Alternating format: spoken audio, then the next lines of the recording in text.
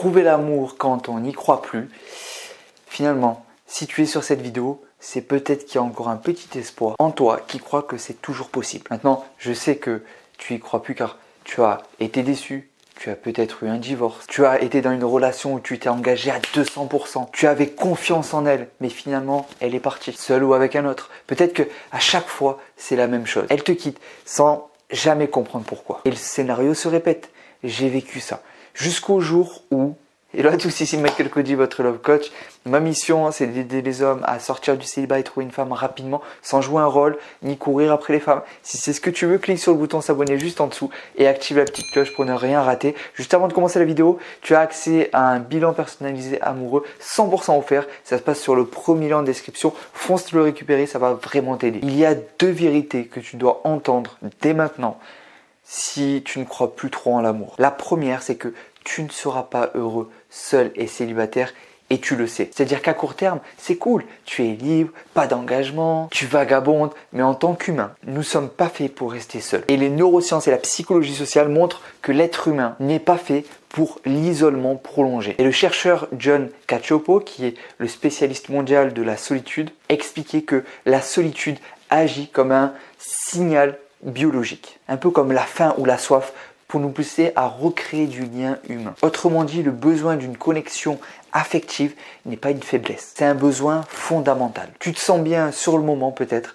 mais entre toi et moi, on sait qu'il manque quelque chose. Et si tu ne le ressens pas maintenant, crois-moi, ça va venir. Souvent les hommes, c'est vers 35-45 ans qu'ils le ressentent. Je sais aussi que lors des soirées, quand tout le monde rentre chez soi en couple, et que toi tu rentres seul, que tu n'as personne pour partager ta fin de journée, c'est pas toujours facile. Quand tu es aussi dans ton lit seul, en train de scroller sur le téléphone, tu ressens cette solitude. Tu te sens seul et plus les années passent, plus tu ressentiras cette solitude. Le soir, justement, les pensées tournent le plus et le manque affectif remonte. C'est aussi que lors des événements comme mariage, anniversaire, vacances, fêtes, Saint-Valentin, Noël, etc., c'est là aussi que les comparaisons sociales augmentent fortement. Quand tu vois des couples heureux aussi, ça te rappelle que tu es seul et célibataire, que tu n'as pas de femme et que le soir, tu vas te coucher seul. Alors oui, quand tu es occupé, et beaucoup d'hommes le sont d'ailleurs, font ça, sont dans le déni. Ils se voilent la face à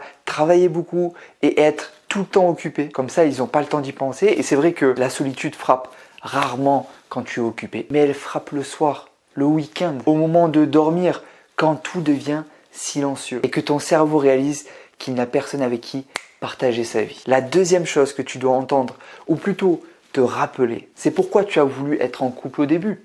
Avant toutes ces casses, toutes ces relations qui t'ont fait perdre espoir, tu voulais quoi? Qu'est-ce qui était le plus important pour toi? C'est au final d'avoir une relation heureuse qui dure, partager des moments à deux avec une femme que tu aimes et pourquoi pas fonder une famille et vivre le véritable amour. Alors tu me diras oui mais écoute Michael, c'est pas possible, c'est que dans les films, c'est pas réaliste. C'est dans les films, mais moi j'ai vécu, j'ai vu comment sont les femmes, ce que c'est vraiment être en couple ou marié. Mais non, tu n'as pas une vision réaliste. Tu as une vision justement qui est erronée, pas complète. Tu peux vivre une histoire d'amour qui est non pas parfaite, mais qui est belle et qui te rend heureux, qui te comble et qui te donne de l'énergie et du sens chaque jour. Avec une femme à tes côtés qui te soutient et qui te permet de grandir, d'avancer, de construire et de partager des moments à deux, des moments intimes mais aussi des beaux projets. De donner de l'amour et d'en recevoir. On a vu avant que on a besoin, en tant qu'homme, en tant qu'être humain, on en a besoin pour être heureux. Donc arrêtons de nous leurrer,